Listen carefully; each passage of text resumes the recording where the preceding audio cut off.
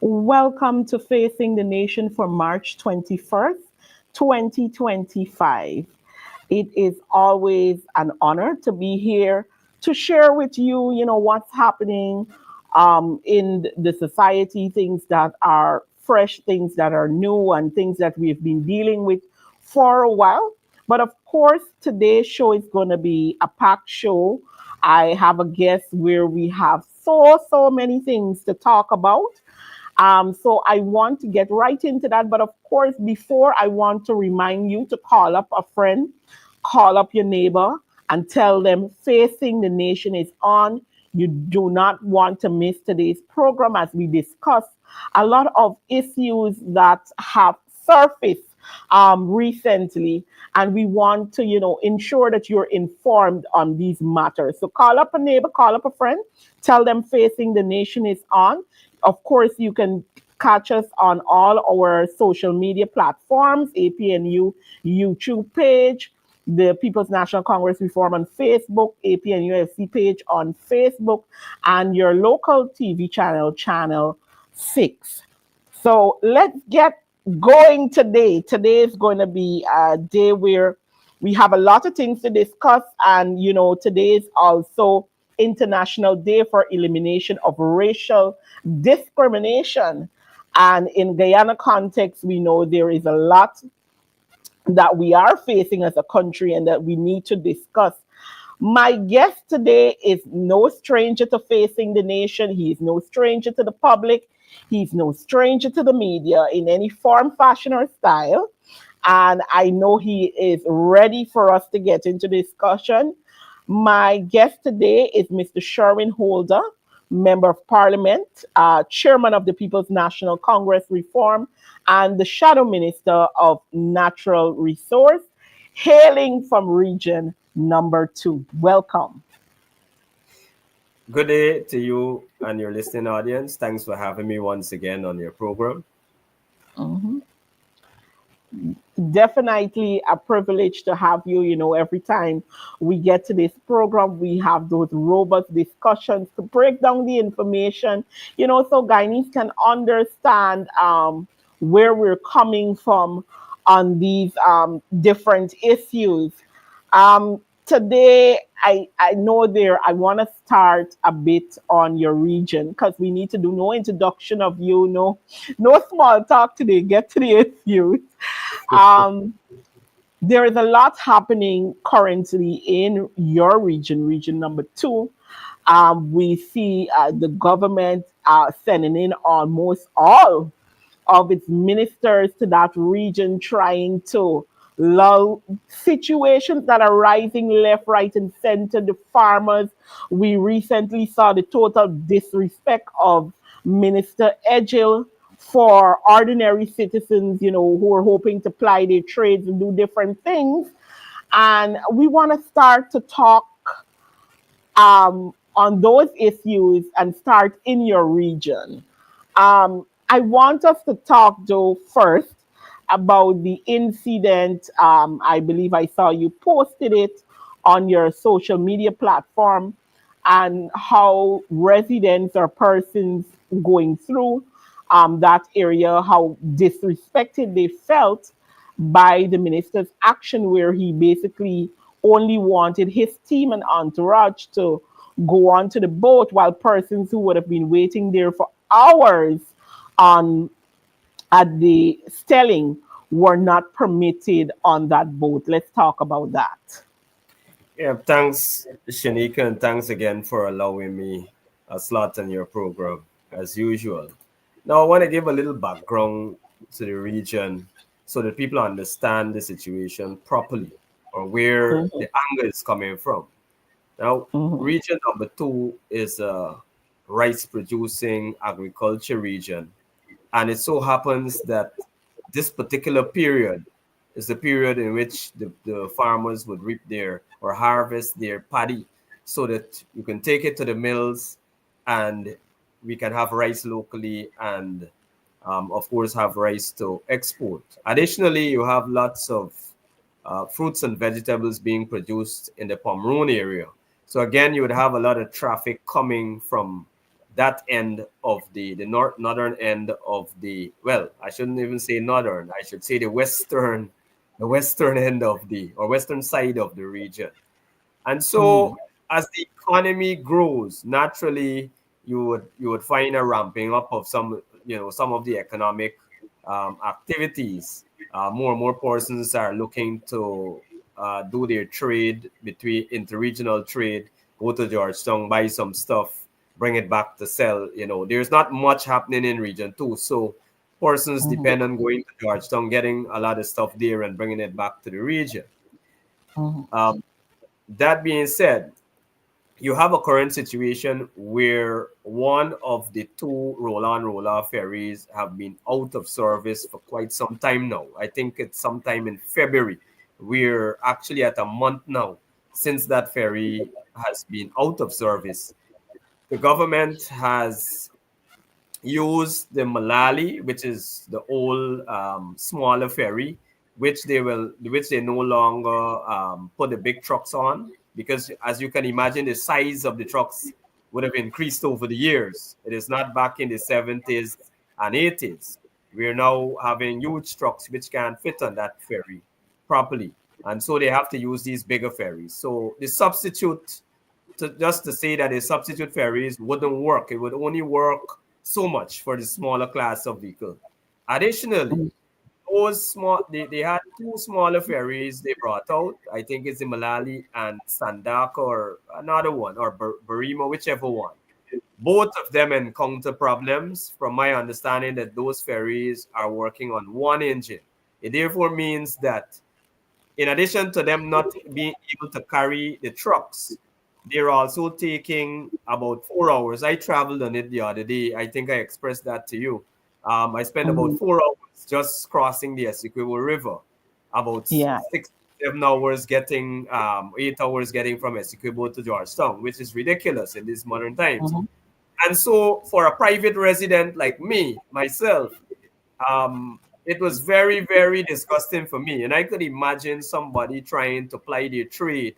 You got to get back to the field to catch another load to carry. These guys sell their paddies and they produce some of them to on the West Coast and in Georgetown. And so they have to make these arrangements. You got to overnight. So it's a bundle of stress. And so we get to the point of action with Minister Edgil. The truck drivers explained that they were there for more than 12 hours because it's heavy traffic, so you try to get there early. Waiting Mm-hmm. there for since in the morning, 2 days ago. And when they were supposed to leave promptly at 6 p.m. in the afternoon, One, two, Mr. three. Mr. Edgil, if you can hold the audio, Yeah, yes, the mute the audio. audio.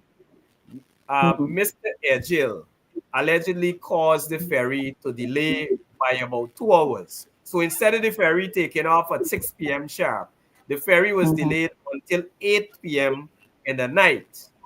And on Mm-hmm. top of that, to add insult to injury, Edgil drove past with his huge entourage, entered the boat, and then allegedly refused to have other vehicles come on, because apparently he didn't want them to cluster or to be too close to his entourage. He needed space, whatever it is.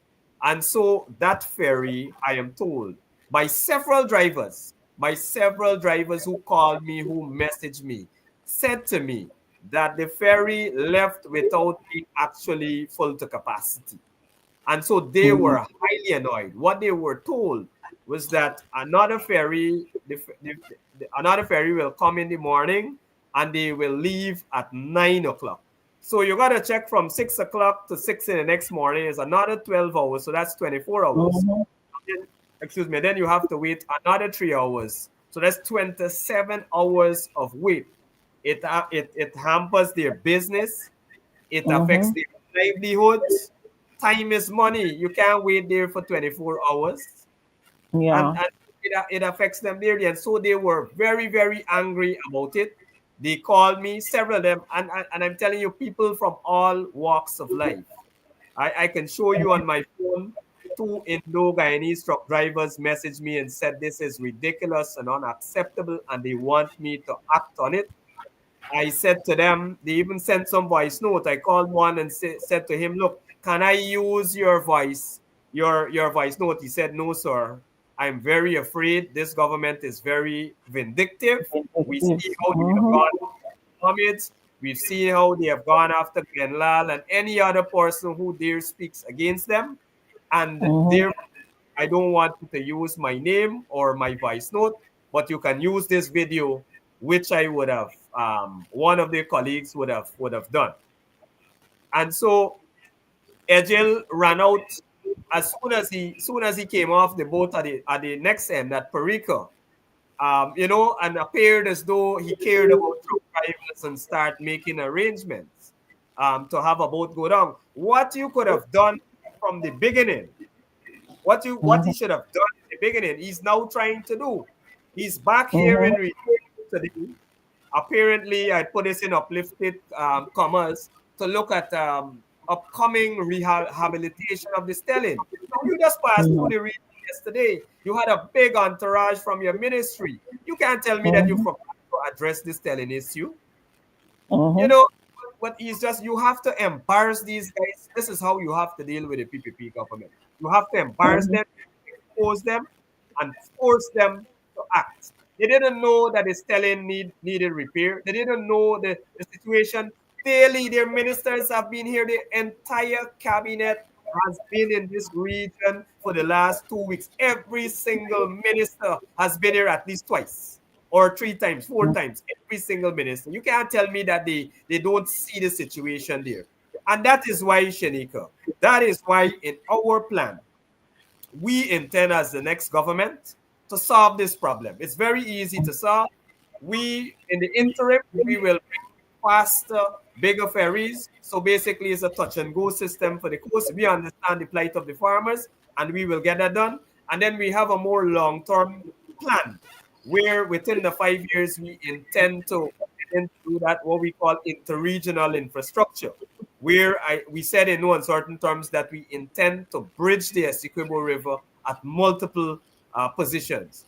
And so persons from region two, the truck drivers, the farmers, the residents on the whole can expect major development. They can expect a total change in the current situation that exists under a PPP government that has the money to make the difference. And it's not only about money, it is about competence. It is about a government that cares about the people and understand the task at hand. Because if you have a proper program to service your ferries, if you have a proper system in place, then we would run into this kind of mess that they are Mhm. putting the farmers and the other commuters in at this point.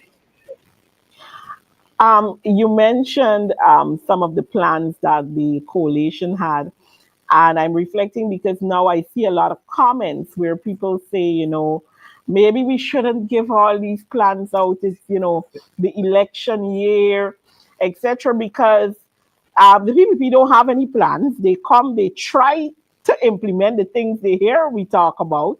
I mean, like the cash grant, we saw the chaos in which it has been delivered in and this kind of thing. But I mean, we continue to tell people that we still have to set out our plans because that's what you do. Even before you're in an election year, whatever, you must have plans, and we will have to talk about some of those plans. Despite, I was telling somebody just today, I'm now seeing the government using our exact language. I see them talking about rent to own. I see just a few minutes ago, Jack Dio, if I'm let me pull this up, is talking about what the lovely plans that they now have for the people and what they're doing for the people, as if they're looking to go down the line of a people-centered development thing.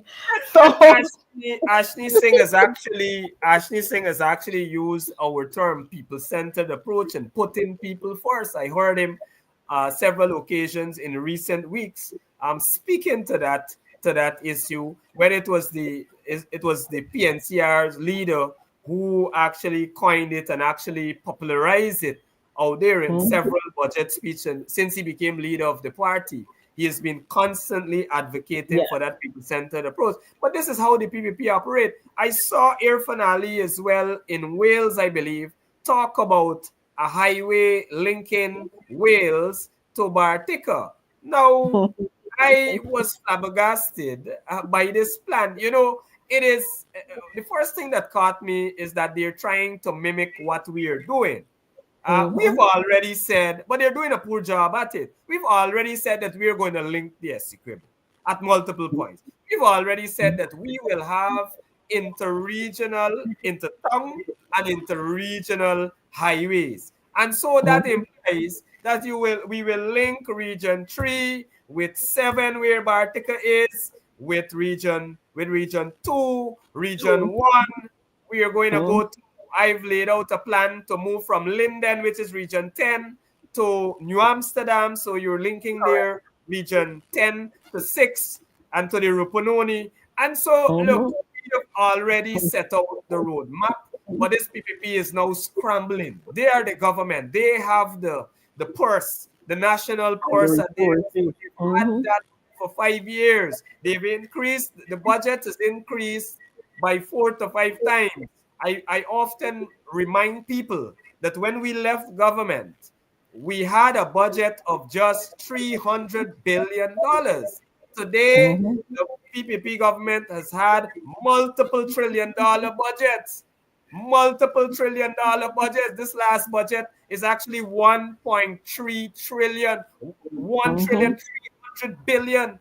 So our budget was only a chunk, only the point to the trillion. They have had that for 5 years, and the only thing that they would have focused on is a small group of elite, friends, family, and favorites. And so the people would have lost confidence in them, and now Mhm. they're suffering when they recognize that they Mhm. are in an elections year. Elections are upon them. Their strongholds would have had major protests in the form of the teachers. The rice Yeah. farmers are now protesting and talking back at these meetings so they can no longer run it live and let the people see Mhm. and hear the concerns of them. And they're running Mhm. into trouble. The PPP has become so unpopular. I want to say to you that they are at their weakest in the Yeah. history of their party. They are at their weakest point and they're faced with defeat. And that is why you're seeing this running all around. So they will no longer be engaged in actually governing this country. What they will do is try to, their roof is leaking badly. And so they're running there, try to put a little pot Patch there, here and put a there. pot there. But when your roof is leaking, you gotta change the roof. And so I believe that the people of this country recognize that, both in and out Mhm. of Guyana, in their stronghold, out of their stronghold, and that has caused much panic and confusion for the People's Progressive Party. They're on their way out of government, Shaneika. Definitely, definitely, I can see that. As you know, we've been on the ground. We're talking to the people in their communities as well. And as you say, they are absolutely dissatisfied with the operation of this government. And many of them are saying that, they have never seen this level of disrespect in so many forms. You mentioned just now about them not even being able to go live at some of these meetings like they used to, because particularly in region 2, we had the issue. I know you talked a little about the farmers when you give a background to the issue of Egil and the person's maneuvering, but we also saw in region 2 the farmers there dealing with the minister who went there to tell them certain things, and how they reacted to that. So it appears that generally the farmers are now pushing back at the government in this regard. Let's talk about that. Yeah, look, the plight of the farmers, they have a genuine um, plight. They have a genuine problem. The price of paddy, when you put it against the cost of living, actually, it's the cost of living that is actually the problem, right? I don't want to say the price of paddy, but because the cost of living is so high, farmers are struggling to make ends meet. Some of them have loans. They have loans for equipment. They would have bought a Mhm. combine or a tractor or whatever, a spraying machine or whatever. And so Mhm. they have loans to deal with at the farm level. They have their own loans to deal with at the personal level in the form of their homes and that sort of thing. And so they're struggling. If you calculate the cost of the price they're paying for paddy at $3,600. I saw them now coming to say they'll get the government saying that they'll get 4,000, even $4,000.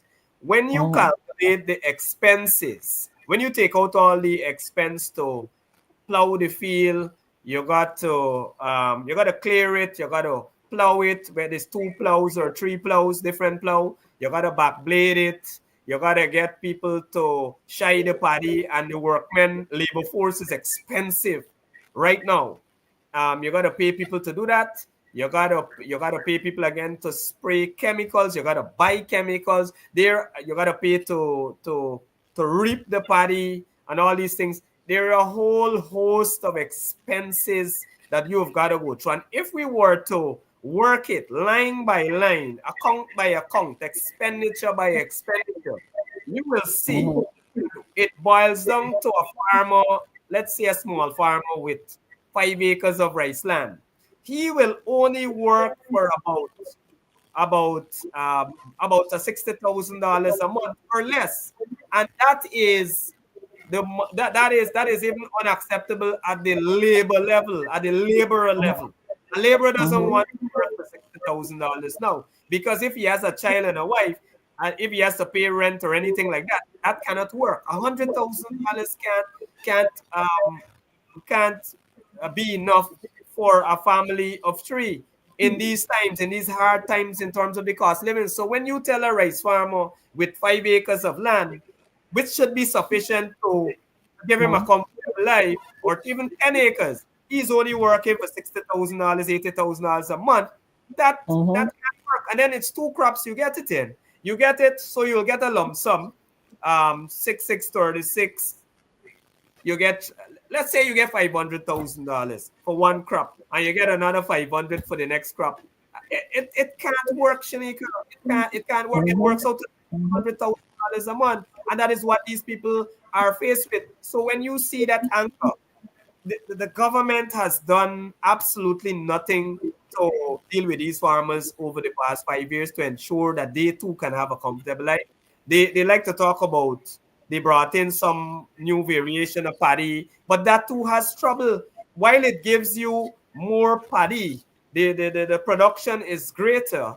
The paddy has problem. It falls down because the balls get so heavy. The stock is not very strong. It falls down. I could show you. I'm sorry, I don't have pics now. But when you see Mhm. these, they fall to the ground. And if the rain only comes and a hard shower come and that field gets wet for any particular time, that paddy spoils. You get a very low grade. So you're back to Mhm. square one. It doesn't really help their situation. We need to have Mhm. broader thinking, and that is why, as an opposition, we and as the next government or the government in waiting, we have a strategy, we have a plan for the rice industry. We're looking at a number of solutions, but those are some of the things I prefer not to say at this point in time, because they will Yes. run farmers and try to try to convince them that they suddenly have the right approach. But we Mhm. have a different approach to it. I know they're out there pushing propaganda. How APNU offered $9,000 about it. Ridiculous, ridiculous. That is propaganda. That is propaganda. It has to be debunked. We are going to put farmers on a better footing once we get government. Farmers are important to us. The rice Mhm. and sugar would have carried this country for decades. But sugar fell down. The government continued to pour billions of dollars in sugar rather than pour those billions into rice so that we can get it up to that level where it once was. Mhm. Yes. That. That is well put. And, like you said, especially in this situation, you don't want to be saying certain things because we know that they're living in our region too, as it stands for the last 2 weeks or so. And, we've got to be able to do what is necessary. And, I've seen you have been on the ground, as usual in your community. I saw, you having what you will call, with we call whistle stop meetings and that kind of thing in the region. Let's talk about that a little. How is it going? What is the feel in the region outside of, your farmers, etc., in the region when you go out to talk to them? Yeah, thanks again. People are very responsive. At least with the sub, I think sometimes some people within the PPP get carried away. They believe that you come to keep a meeting with persons and you invite persons. These whistle stops are exactly what what it means. Whistle stops. You show up randomly in a random area and you Mm-hmm. speak to the public. And what I can Mm-hmm. say from that, we've been getting very extremely good response from it. Persons pass, they show you a thumbs up, they shake their heads. Some will stand a little, listen, and shake, nod their heads and go. Some people will message me. They would say, MP, I like what you guys are doing. I listen from afar. I didn't want to get caught in the video and that kind of thing, but we listen and we accept what you're saying. Many of them sometimes have further questions they want me to elaborate on some of these things. Mm-hmm. A lot of things I brought out of these was the stuff that the Equatorians didn't know. For example, when you had the meager sum they paid to the public servants in the form of the Mm-hmm. 6.5 and with the back pay, I Mm-hmm. explained to the people that, look, while an average worker is carrying home about 220,000 altogether, the president gave himself such an increase that he Mm-hmm. carried about $6 million as his lump sum money at the year end. So a lot of these issues, people are happy when you come out. I shared with the region, all across the region, that they have done absolutely nothing for region two, nothing of significance. Where is the agriculture plan, for example, the regional agriculture plan or the national agriculture plan, which integrates region two, where we will see Mm-hmm. increased production? We're not seeing that. Where are the jobs? Where are the jobs that Barra Jagdio came here and promised? It can't be those what you call it, the 10-day work. That can't be the jobs, the $40,000 three day Yeah. per week job. They promised those jobs. Mm-hmm. They built 2 call centers and they're still stuck there. Apparently, they didn't tie up the deals properly. The 2 centers are Mm-hmm. there the last year and nothing, no employment. And we had a plan, Shaneika. You would recall that we had proposed that we have a shore base or something relating to the oil and gas issue come to region 2 and Yes. also in region 6, where we can have new and different type of jobs for all sections of society, for those who are academically qualified and those who are skilled with their hands or their brains. And so we would have Mm-hmm. seen a government, an APN government over the last 5 years would have done that for Region 2 and would have seen major development in areas in infrastructure. I'm not talking about the roads that they are now scurrying to do in across the region. I'm talking about major infrastructure. I'm talking about infrastructure roads into the Pomeroon. We have a riverine community plan, and the Pomeroon falls into that plan. So we intend to build infrastructure in the form of road, electricity, and other amenities going into the Pomeroon so it can increase production and get it out quickly. That is the kind of vision that we Mm-hmm. present as an opposition and as a party that will take government in the next round. We have not seen that. And so when you say these things to people, it is resonating everywhere I go. People are talking badly about the PPP. They see the friends, favorites in it, and Mm-hmm. real resentment. And I believe this time around they have a real problem on their hand. And that is why, again, we see them running into the region. And look, I should say this. They're running into the region, the entire cabinet. I visited one meeting 2 days ago. Vidya Prasad was here, Dr. Vindi Prasad, Social Protection Minister, or whatever they call it. Mhm. She was in Richmond. And I actually said to her while I passed, I said, Vindi, you're looking very thin because they had no more than 20 persons, a big community like Richmond. They had no more than 20 persons there. And the Mhm. remainder persons, which formed the great majority, at least two-thirds, were persons, were PPP officials from the town council, the mayor and his crew, and you had the regional chairman, vice chairman, and their crew from the RDC, along with a Mhm. few 10-day workers who they would have demanded to come out. So they were talking to themselves. I heard Vindy saying there that, the old age people, the pension is so great that persons from overseas they now want to come back home for this old age pension. $41,000. Just give me a damn break. Just give me a break. The APNU plan, PNCRA PNU's plan is to give to the pensioners $100,000. We have the Correct. money to do it. Don't allow anybody to say to you that these are just promises, as Jack Dio said, and we can't do it. Let me tell you something. If you go on the internet, and I've shared this, I think you would have seen it. The plans in terms of our oil resources there, in terms of what Exxon is doing out there, the production will ramp up to about 2.2 million barrels per day. So this is beyond the million barrels that we were projecting back in 2015, which everybody was so happy about. We're more than doubling that. You know that what that will mean? That will mean that we will make close to $2 trillion a year. Now we have to take that into put it into context.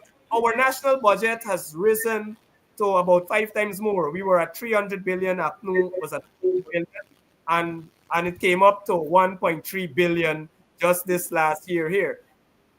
From that, oil is contributing somewhere between 400 to $600 billion to the budget. We will have more than the national budget. We're almost doubling the national budget in oil money alone. We will still have Mhm. from gold. Well, we gotta be careful how we talk about gold because if the PPP remain another 5 years in office, gold might We- turn to nothing. But mhm. gold has carried this country time and time again over a long period. And so gold Mhm. will increase under the APNU 5, 6 times Mhm. over. The other resources, our lumber, all the other natural resources, we will increase production in terms of manufacturing as well. And so we Mhm. could see a budget, a national budget, somewhere in the vicinity of $3 trillion, $4 trillion before a 5 year term would have come to an end. And so there isn't a question of whether we will have the money or not. We will have the money to implement these programs. You mentioned the Minister of Social Security or Social Work, whichever one they're calling it now.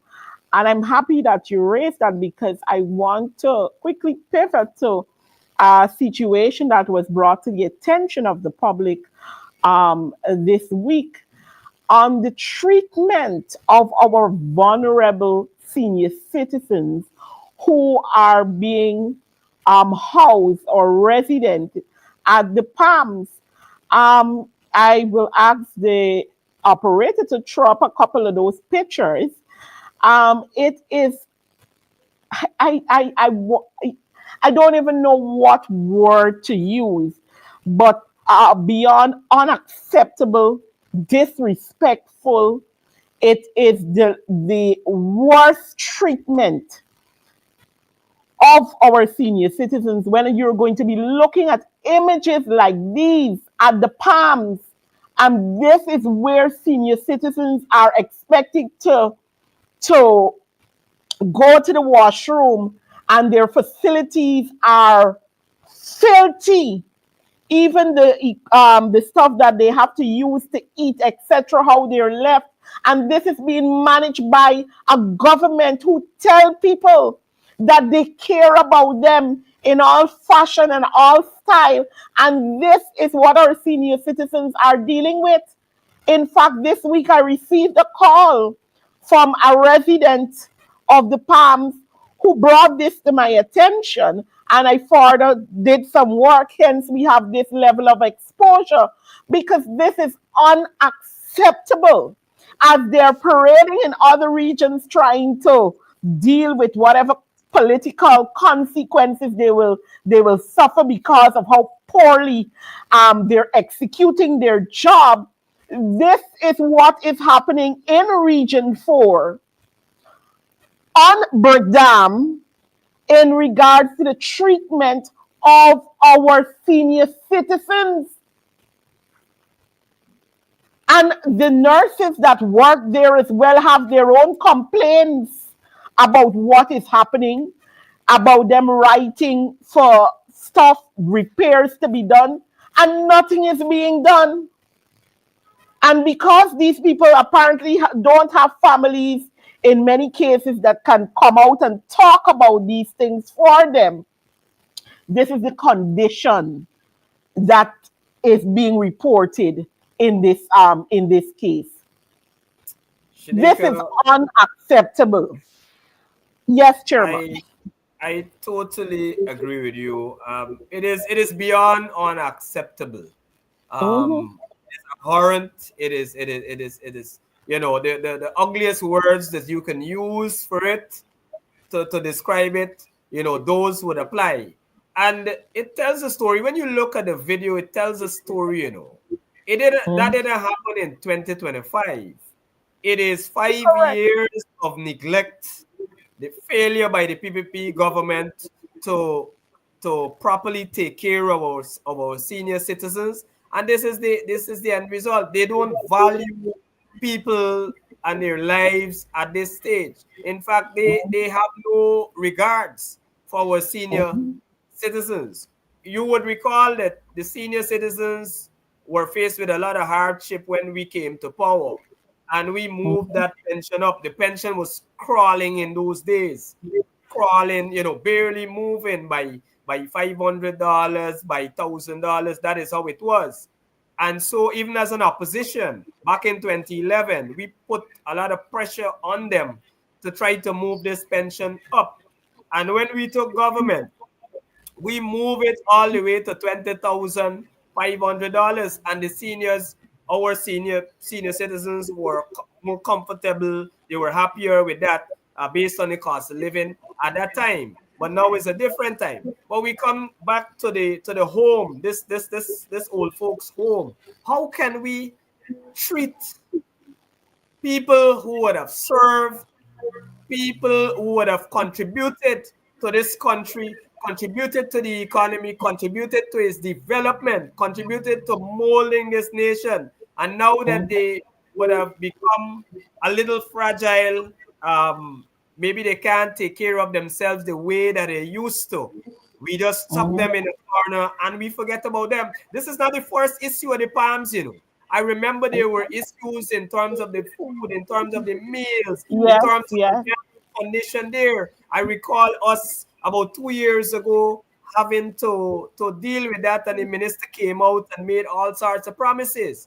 But it is no surprise that we're we're at this stage after 5 years. When you look at how they treated the pensioners in terms of the cash grant, when you look Mm-hmm. at the fact that they, rather than use the common sense position of ensuring that the pensioners got their 100,000 when they collected their pension just days before that, they opted to have all of them go into lines and stand for long hours. I met persons close to 100 years in the 90s. I met a fellow 91 years, and he was feeling so sick that he had to go home back. At the Regina location, you had about Mm-hmm. five pensioners fainting. You had one actually getting a hit to the head. I saw in the Mm-hmm. media somewhere in Region 4 as well a similar situation. They had so much stress. They put these people through so much stress, Shanika. And so Yeah. it is characteristic of the PPP to do this kind of thing. This is in their DNA. This is how they've always operated with senior citizens. But when you Mm-hmm. highlight things, they will come out and say, oh, we doing this, oh, we move the pension from 20,500 to 41 to 41,000 thousand. 41,000 means nothing at this point in time. At this Your junction. Mm-hmm. bag of rice moved, a small sack of rice, which a pensioner might buy, moved from about 1250 all the way to about $3,000 in 2025. About Mm-hmm. $3,000. It means that essential goods, some essential goods and services would have doubled. So while they claim that you had what they're saying, 3 point something inflation or 4 points, I can't, no, six in the last year in 2023, and then they brought it down to 4 point something, I believe, in 2024. It doesn't represent the reality. It doesn't reflect the reality on the ground, because key things that you will buy are much more expensive. What they do is they lump the other non-essential stuff that are not popular and regular, and they pull that together, and then they average it out to say, oh, inflation is only 4% or 6%. The reality is that it is much as 50% on certain items, certain key items. And so our pensioners are in a more vulnerable situation, because they can no longer work. They no longer, some of them no longer have people to support them around. Mm-hmm. So they are in a particular situation now that we are an oil-rich nation, a nation with a budget more than $1 trillion, a nation that makes millions of dollars every day from oil, tens of millions coming in from oil. I think the last thing was about 60, $70 million per day or per hour. I can't remember which it is. That's what we are making. You can't tell me that we can do a better job at the palms. But you know what? There is another element to this, Shaneika. I want to Mm-hmm. suggest that if we were to do a check at the palms in terms of the ethnic makeup at the Mm-hmm. palms, I tell you a different story. It might tell you the Mm-hmm. story behind it. So you can't put it past them, because the farm is located in Georgetown, and people of a particular race might be there. I mean, we gotta talk the truth. We gotta talk the fact. We gotta Mm-hmm. say it for what it is. Georgetown is known as a PNC stronghold, and naturally you will find a lot of perceived PNC stronghold people in there, and hence the neglect. Hence the Mm-hmm. neglect. You don't need it at that time. There's no need for a government to do such a thing when you have monies at your disposal to ensure that every single Guyanese can live a comfortable life, including our pensioners. And I believe at this stage that the government needs to be held accountable. They need to have this matter addressed speedily. And it is my view that the minister is not doing her job. And therefore, with this level of embarrassment and treatment of our senior citizens, if she cannot correct it immediately, she should go home. Because what are you doing if you cannot properly take care of our vulnerable elders across this country? And it leads to a lot of other situations that we know are lacking within that ministry at so many levels. We would have to have another show to deal with all the different places in which this ministry covers, that there are so many issues.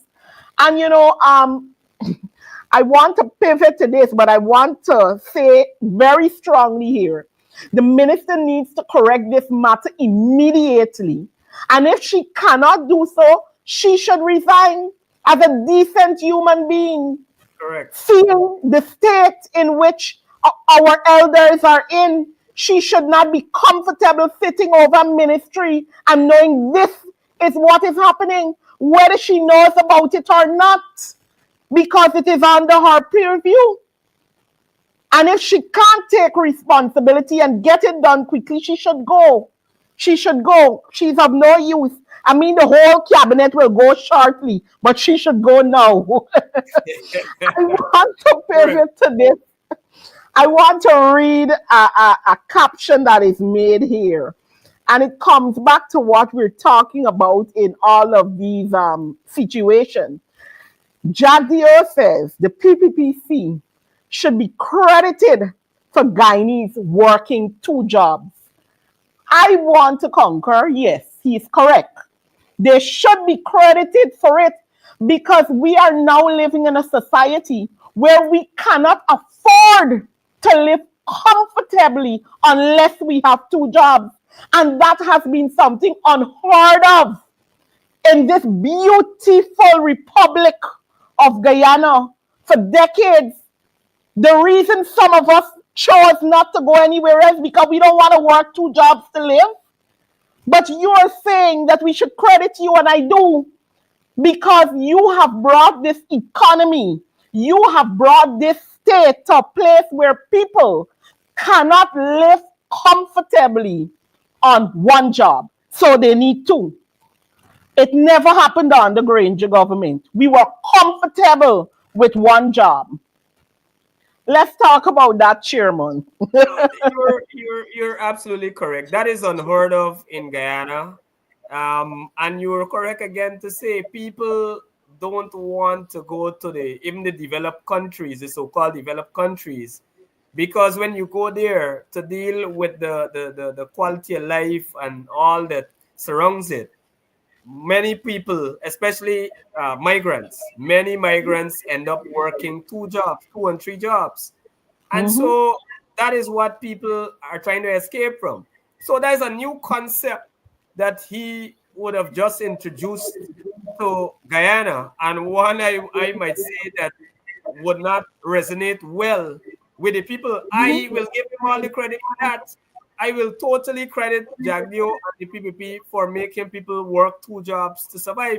I'm happy that, I got to say that he is delusional in one sense, in a sense, but I'm happy that he is seeing it for what it is, on this specific point, that things are so tight in this country. You Mm-hmm. gotta pay your rent when you look out again, as I did for the farmers. If you were to lay out house rent, and we know the rent is first when you get paid. The rent has to go first. Certain key thing, you have to buy groceries so much. You have your transportation to get to work. You have certain basic things. You gotta get your gas. You gotta whatever it is. When you work that out, the salary of the common man can't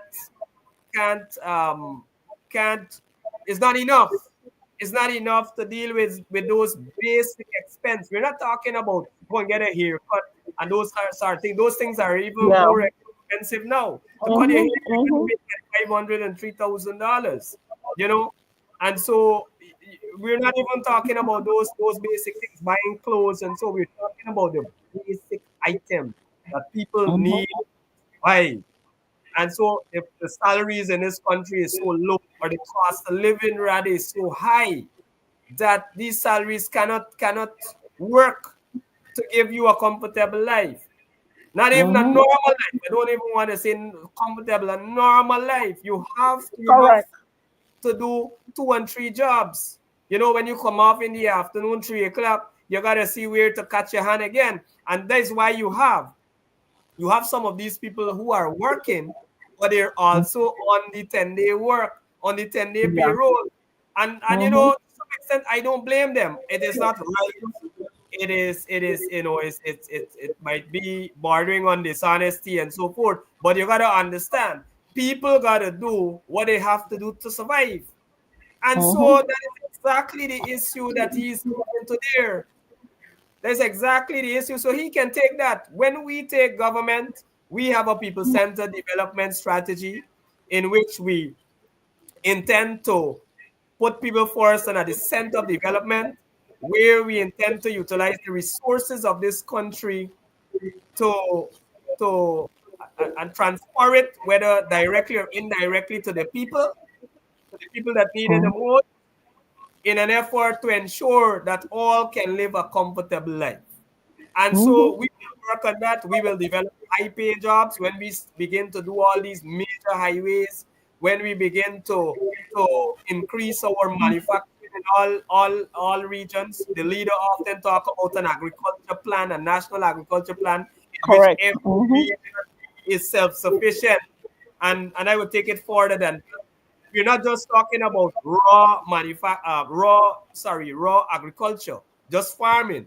We're talking about adding value as well, agro processing, really developing agro processing. So you will have lots of Mm-hmm. new jobs, high paying jobs, better quality jobs for people, and people wouldn't have to work 2 and 3 jobs just to survive. We are going to make this thing happen in the next 5 years, Shaneika. The people, that is our commitment. We have Mm-hmm. a good team. We've studied this over the course of 5 years, and we intend to do everything in our power in a 5 year span to bring a better quality of life through your jobs, a livable wage, every single aspect of your life. We want to make it better in the next 5 years, and we have the funds to do it. Definitely. We are sharply running out of time as usual because there is so much to talk about. But I don't want us to leave without being able to talk about um, the party's message, and today being International Day of Elimination of Racial Discrimination 2025. And, Guyanese are faced with discrimination in so many ways.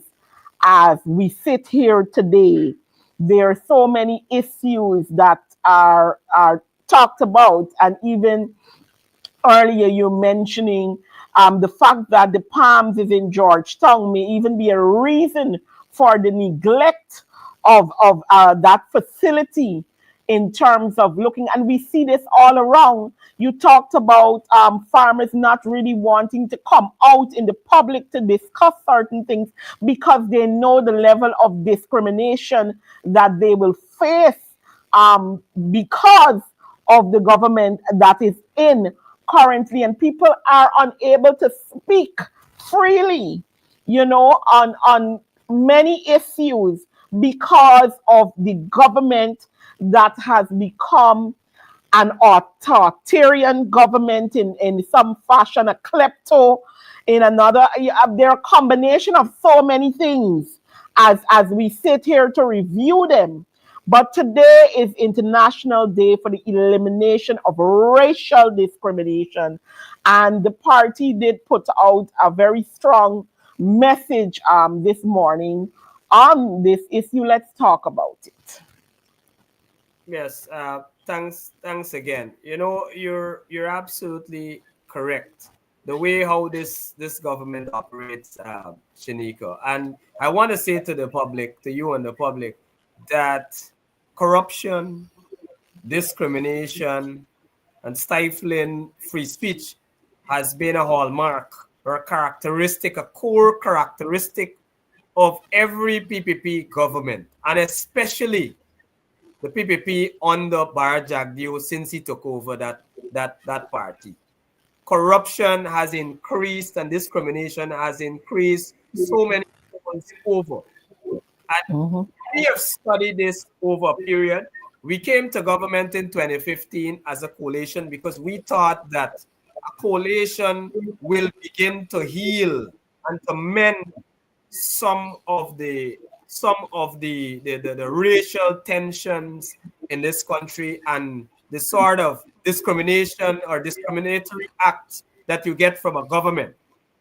And that is why we're proud of our track record from 2015 to 2020, in which we would have suppressed those sorts of activities to ensure that they were not prominent at the level of government. And all Guyanese can bear witness to that. Of course, the PPP would have put a spin on a few items, maybe the sugar industry, knowing fully well that the state that it was, and the pronouncement made by the PPP, Bar Jagdi himself, that if Skeldon factory didn't work, sugar was dead. But when we tried to deal with it, they coined it um, in a different light. But that is a subject for another discussion. Let's come back to Mhm. our message. As the UN Secretary General Antonio Guterres rightfully pointed out, that racism, I think he said the poison of racism continues to affect our entire world. And he said as well, he went on to say that it corrupts communities, it blocks opportunities, it ruins lives, it erodes the foundation of dignity, equality, and justice. And so we chose to put that in our statement because it is a reflection, it is very relevant to the Guyana context, to the Guyana situation, and what we would have seen in the past few years, the past 5 years, under this PPP government. And there are lots of examples in society. We can look at the Moko situation, where they move those people rather than develop the area, let them benefit from the road coming there. People had businesses here that could have grown and they could have become somebody in society, but they chose to remove them and operate in a way like if they were their saviors, when in fact there was a golden opportunity for those persons and they snatched it away from them. And now they're looking to have their friends, families, and favorites occupy. We can look in the public service who are the persons being promoted. We can look at the police force. We can look at the agenda in terms of promotion in the police force and look at the effects that our statement is talking about. Discrimination and biasness and corruption that causes, that has a rippling effect, a domino effect. It has a spin-off in every organization. So we've seen it there. We can look at contracts. I saw the award of contracts.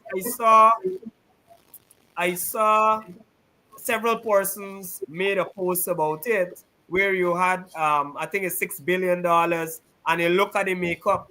I mean, look, everybody deserves a chance and a shot. But we are in a society, we're in a country of 6 people, and we have to do as a government everything in our power to ensure that there is balance. It can't be just window dressing. You want the police force to reflect Guyana when 90% of the persons applying to the police force are Afro-Guyanese. It is not possible. You can't try to just window dress things. You have to be true in your actions. And so when you look to award contracts or you look to promote people, you look at that race angle and how it will affect. You can also deal with it at the government level, at the local government level, and at the regional government level. You allow the areas which would have been won by the other parties, whether it's PNC or whoever. You allow them to govern. You give them the resources to govern. And so by doing those things, you will reduce racial tension or the perception of racial bias in our society. And that's what our party is talking about. We have a plan to deal with this. We have enough money on one end, but you have to have a government that has the will to break this stranglehold that is on this country. And in our statement, we have laid out our plan, which rests on 3 key pillars. Number one, fostering of a good ethnic and other relations. And we said in our statement that the focus here will be to ensure that all citizens feel that their identity, culture, and rights are respected. Now, I wanted to dive into that. Respect for people culture and promoting people culture. That is exactly what we would have set out to do when we became the government in 2015. You would recall we ensure that Amerindian, for example, rights were respected. We ensured that they were involved in decision making. We didn't try to control the National Tushao Council. We didn't try to control them and dictate and determine for them. Look at the situation which would have occurred at Chinese landing. Look at what is happening in Marudi. Look at what just transpired at Arnaputa, where they gave out mining license or rights or whatever it is without the blessings of the people there, knowing fully well this activity will potentially destroy the livelihoods of the people. That is what we're talking about. And if you operate in that fashion, you will have tension in your society. If you're promoting one group, if when the African emancipation time come up and you look to give them chuck a $60,000 in their hand, and then when something else come up with another race which you might think that is more friendly or supportive, you give them 500,000. That will bring undue conflict Mm-hmm. with within the groups, and it will not redound to the benefit of this nation. You have to try your best to preserve the culture and promote our various cultures, but at the same time bring us together. And I believe Correct. all Guyanese are supportive of that, and that is exactly what we'll do. The second pillar is the elimination. In the second pillar of our strategy, our plan is the elimination of racial and other forms of discrimination. We are not um, going to treat people differently. We are saying here that we're going to treat people equally as citizens. We want to see every race in this country, every race progress. We've long Mm-hmm. said we believe that the indigenous population is so disadvantaged. We want to see more contractors, more economic activities there. It is a shame that 5 years we've not done that. Every project in the hinterland, you can only get the hinterland people as laborers. You only see them as laborers. You gotta get them involved in agro processing, owning business, becoming business people, becoming contractors. Same should obtain in Afro-Guyanese communities. And even in Indo-Guyanese communities, the poorer section of the people are not benefiting. And so we're Mm-hmm. saying to all of Guyana, everybody must be treated in an equal manner. We shouldn't go and put people off their land because of their ethnicity. We shouldn't refuse to employ um, to not employ people because of that. We shouldn't refuse to give a region the monies that are due to them, or a council. For example, Linden Council, the way how they dealt with it, only after we spoke about it, they said the money were available. After the year would have Correct. passed, 24 money came in 2025. Ridiculous. You don't Correct. expect that the people of Linden will see it as an act of discrimination, a blatant act of discrimination. And when you talk, they try to put you against the other race to say, oh, these people are for a particular race. The PNC doesn't have a race. The PNC doesn't have a particular race. The PNC was founded by Forbes Barnum, and you had people like Cami Ramthroop, the first chairman, the general secretary. You had Indo-Guyanese there, and we continue to have prominent Indo-Guyanese within our party. And so our Mm-hmm.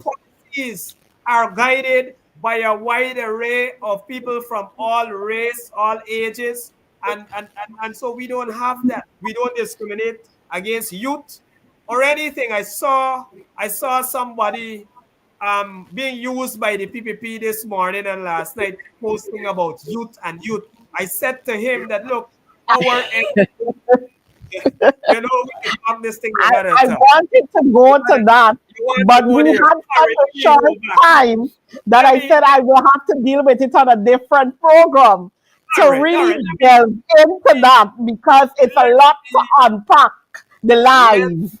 let me hold back on that.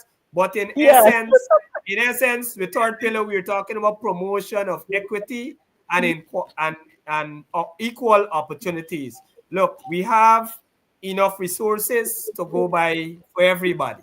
We don't have to fight. We don't have to quarrel. You just need a government that understands this and is principled, a government that is not corrupt, because corruption breeds these things as well. And correct. so you need a competent government that will do right by all its citizens. And that is why I'm saying again, and I'm stressing, our people-centered development strategy will focus on people, especially those at the bottom. We will Mhm. present more grants for everybody, not just some. This PAP government has been going into particular communities and giving particular people and ignoring the others that are really in need. You got people with gas station getting small the, these small grants. You understand me? People who are not in Understand? a particular business getting money. They're not fishermen. They're not a fisher folk, but they're getting a fisher folk grant. We are not going to Mm-hmm. do it. If you're a fisherman, regardless to race, ethnicity, you deserve it. Going It to is your deal with money, you. and we are Mm-hmm. going to give it to you. And so that will be the approach that we will take as a next coalition government. That's why I love coalition, Shaneika, because it brings together people from all walks of life. Although you might not agree on every single issue, it brings those particular viewpoints. It brings that culture, that background, that race background, everything under one umbrella. So when we craft a policy, it is one which should satisfy all of Guyana. And that is what you can expect from the next coalition government come the next general and regional election when we win those elections. Thank you so much, Chairman. We have been out of time for a while.